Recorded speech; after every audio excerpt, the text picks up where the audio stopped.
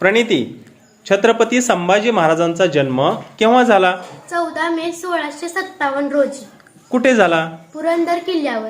वडिलांचे नाव? छत्रपती शिवाजी महाराज. आईचे नाव? महाराणी सईबाई. पत्नीचे नाव? महाराणी येसूबाई. छत्रपती संभाजी महाराजांना किती अपत्ये होती? 2. त्यांची नावं? भवानीबाई व छत्रपती शाहू महाराज. छत्रपती संभाजी महाराजांनी लिहिलेल्या एखाद्या ग्रंथाचे नाव? बुधभूषण. हा संस्कृत ग्रंथ महाराजांनी वयाच्या कितव्या वर्षी लिहिला होता? 14व्या वर्षी. छत्रपती संभाजी महाराजांचा राज्याभिषेक केव्हा झाला? 16 जानेवारी 1681 रोजी कुठे झाला? रायगड किल्ल्यावर. छत्रपती संभाजी महाराजांना किती भाषा बोलता येत होत्या? 14.